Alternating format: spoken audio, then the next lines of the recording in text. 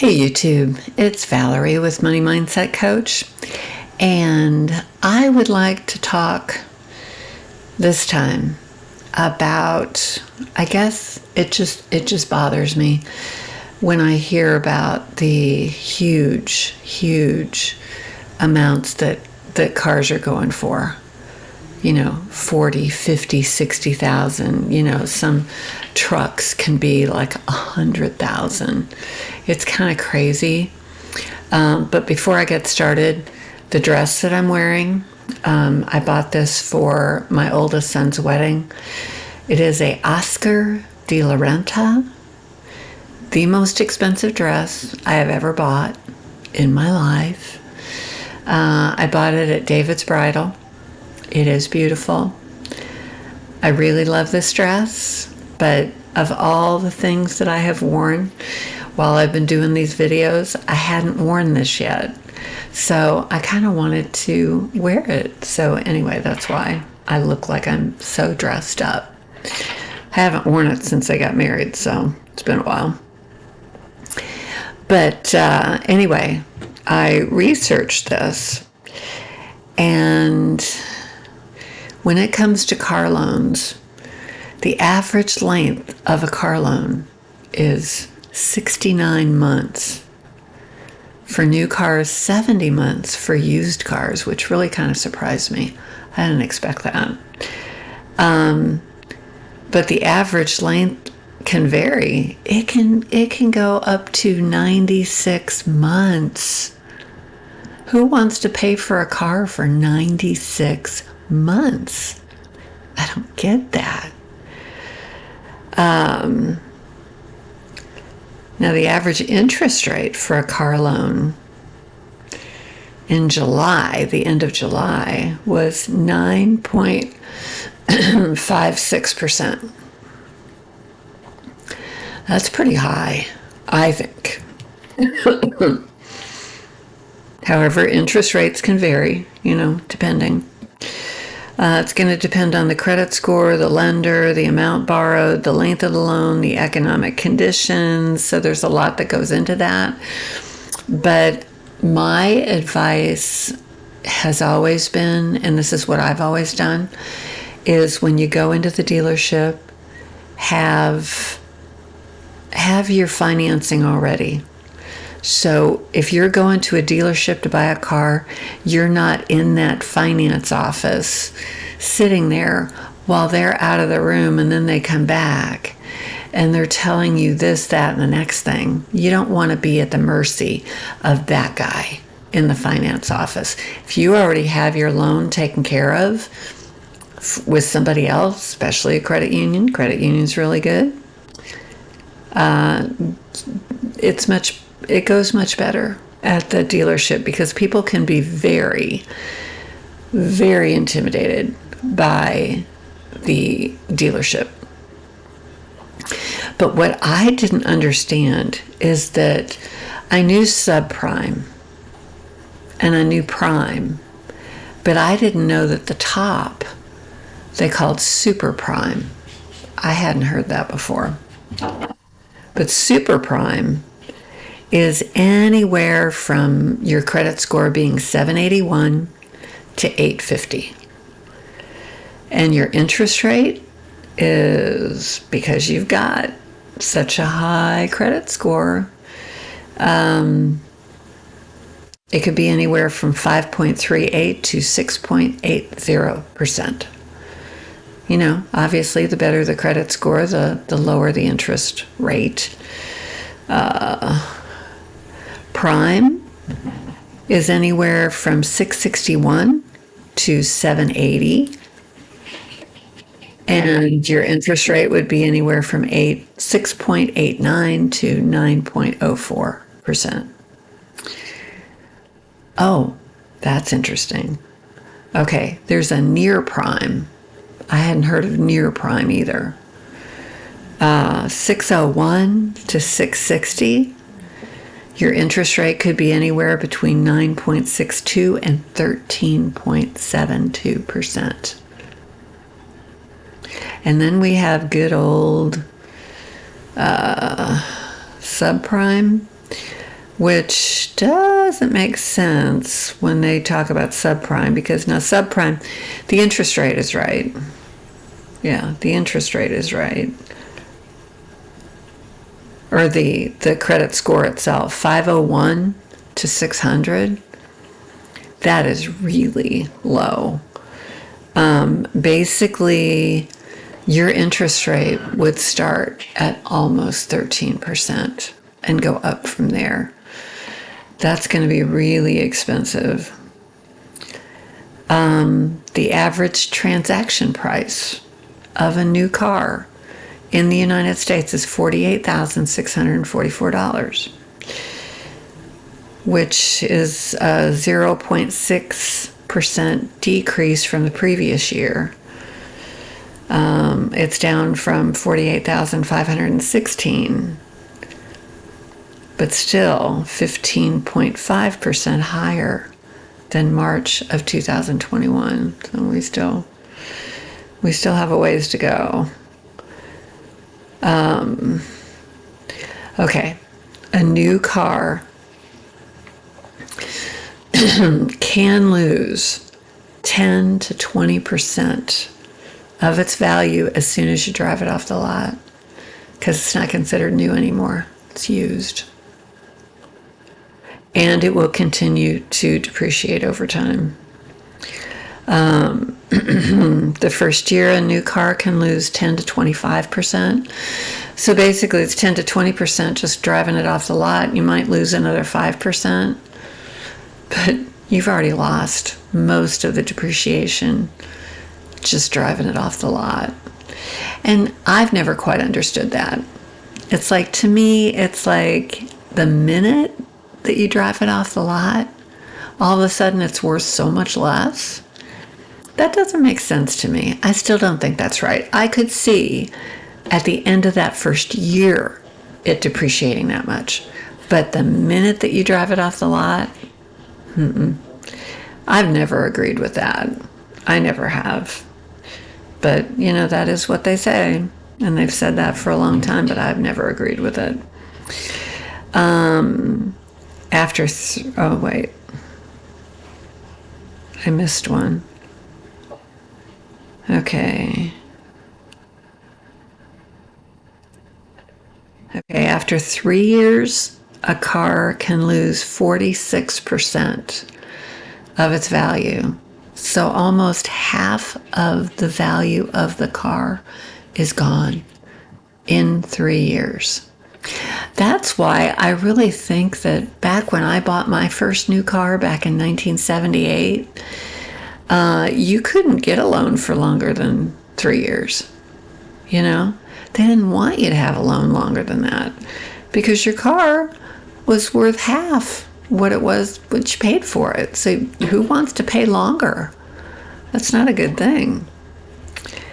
But, there's a lot of things that you take into consideration when it comes to depreciation. And, maintenance is important. If you've had that car for 5 years and you've taken really good care of it and you've washed it and waxed it and done the oil changes and everything, and it was in a garage most of the time or some kind of covered parking, it's gonna look better X number of years later than the car that wasn't in the garage, that never got washed, that never had the interior cleaned, and maybe didn't have the maintenance done. Those are going to be two completely different cars, just like two houses that are side by side, that are the same floor plan in the same house and were built at the same time. The people who live there, if they take really good care of the house that's well taken care of is going to bring more money than the house that wasn't maintained and wasn't taken care of. It just makes sense. That just kind of goes without saying, but, the other thing that is with depreciation is the model. Toyotas hold their value. Hondas hold their value better. There's other cars that don't hold their value as well. So, it's good to buy a car that's going to hold the value and retain that a little bit better. But, okay, a car buyer, they're considering a $40,000 new car loan with an 84-month payment term at 9%. Would have a monthly car payment of about $623 a month. But over that period of time, the 8 years, they would pay $12,369 in interest over the 7-year period. So the $40,000 car, they end up paying $52,332. But the value of a car after 7 years, I mean, halfway, 3 years in, it's worth about a little less than half. But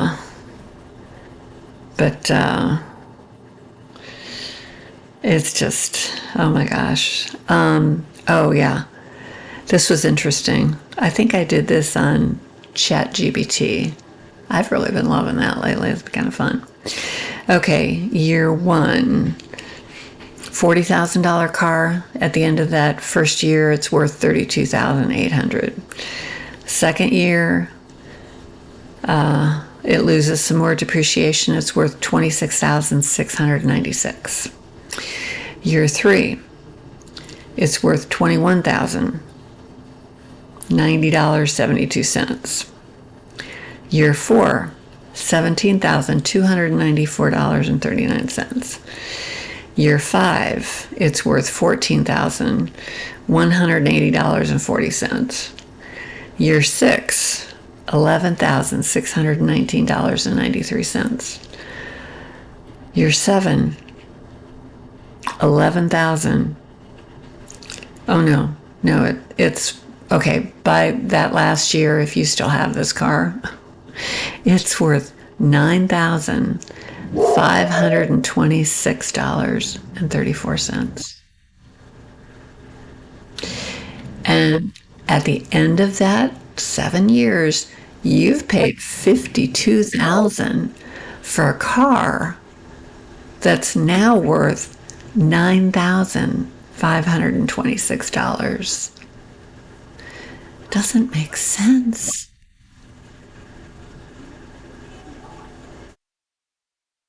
I mean, I just,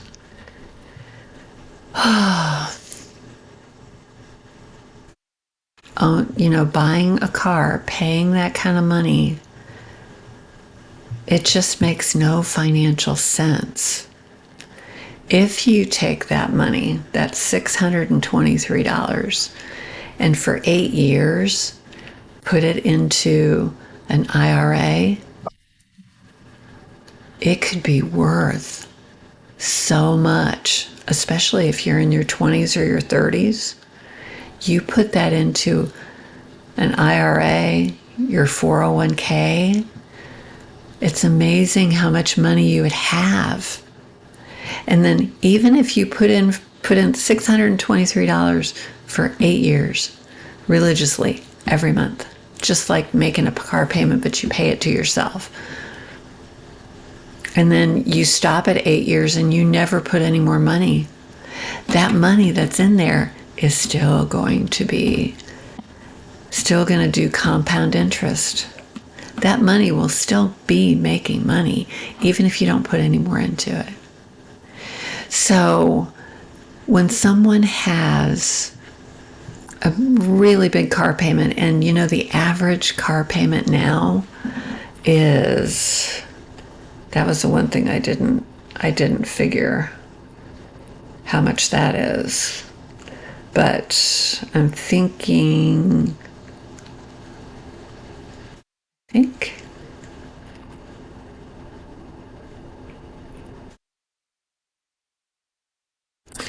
okay, $735 is the average monthly Average monthly car payment.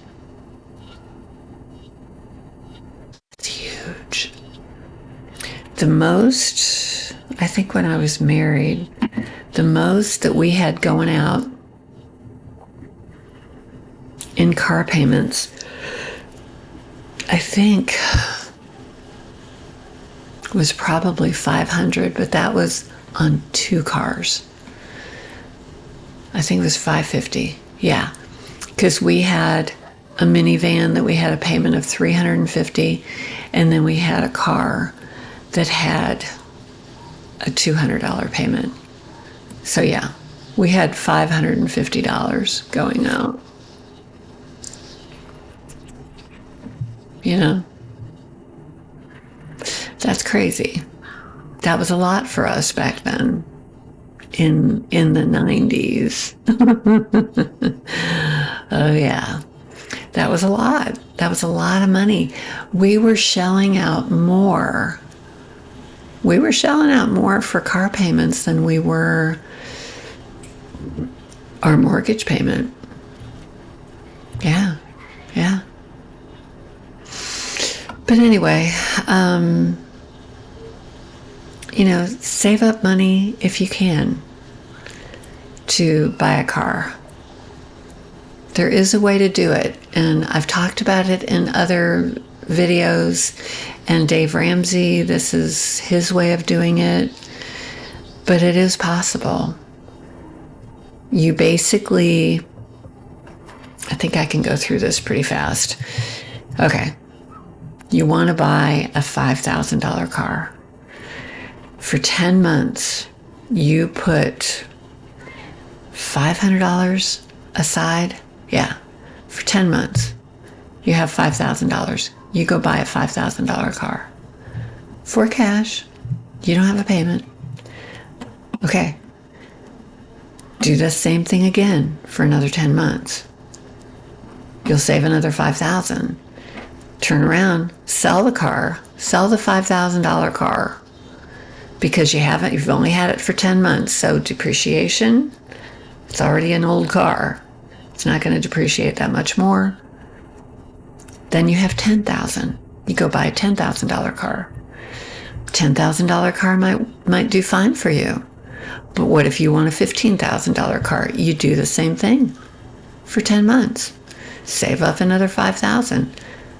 Trade that, sell that car, get a $15,000 car. You can move up, but you can't do it all at once. You can do it gradually, but I'm telling you, you will do so much better in your life when you're old like me, because I'm 66. You will do so much better if you set yourself up to never have another car payment. Say a $20,000 car is really the car that you want. You would be very happy with a $20,000 car. I think a $20,000 car is a really expensive car, but in this day and age, it's really not. But still, it might be just fine for you. Say you settle on that $20,000. Okay, you got that car. Drive that car. Drive it. As long as it gets you where you have to go, it's not nickel and diming you with repairs, keep driving it. But while you're doing that, put money into a sinking fund for the next car. And then when that car gets totaled, say you're in an accident, or you do want to buy something and you have saved up, you turn around, pay cash for that. And you also have the car you've been driving that you can now sell. If you've been driving it for a long time, who knows what it's worth? That would come down to actually when you're doing that. But there is a way to do this. It's just doing it. It's not going to be instant gratification. It's not. You might have to drive a $5,000 car. My car is a $7,000 car when I bought it 2 years ago. I have a video on that car. It's great. It's great. It looks nice. It looks like a really expensive car. It's got everything. It's got very classic lines to it. Doesn't look outdated. Doesn't look old. It's got a lot of miles on it, but it gets me where I have to go. And it's like, that's all I need. You know, I do have money set aside for something. If something happens to that car, I have the money to turn around and buy something else. And I'll tell you right here, whatever I buy will be under 10,000. And I'll keep, well, hopefully I can keep looking. If my car gets totaled, I don't want to make a rash decision. That's the other thing. You don't want to make a rash decision. When you do find this used car, if you choose to do it that way, take it to a very good mechanic. A good mechanic. One that will plug it in and see what's going on with it. And, you know, if you have to pay a little bit of money for them to do that, to me, I look at that as money well spent. Very, very much. But you have to know when you're shelling out that kind of money, because we all know that besides your house, cars are your most expensive thing that you buy in your life. And so you need to have that checked out, just like if you were buying a house and you had a home inspection. You need to have the car inspected too. And I haven't always done that, but I believe in that now. I believe in that now. So anyway, this is my car rant. It's not the first one and it won't be the last one, but if I can change one person's mind about buying a brand new car, driving something used, it's not that bad. It's really not that bad. I will link the video of my $7,000 car in the description box, so you can watch that if you would like. But anyway, that's all I got for now. It's what I always say. Well, like and subscribe, please. That helps. It helps my channel get out there. And I am looking at this as working toward having another stream of income. That is what I'm trying to do. I know some people would look at it and say, oh, it's kind of a hobby. Yeah, I'm not getting paid for it. Not yet. But eventually I will. And I'm going to keep doing this. So that it would help me if you like and subscribe. And view some of my other videos. That will give me some watch time too. But anything, commenting would be great. Tell me, have you bought a car for cash? How did you do it? Did you buy a brand new car, and are you sorry that you did? You know? But anyway, what I say every time when I sign off, use it up, wear it out, make it do without. Till next time, bye.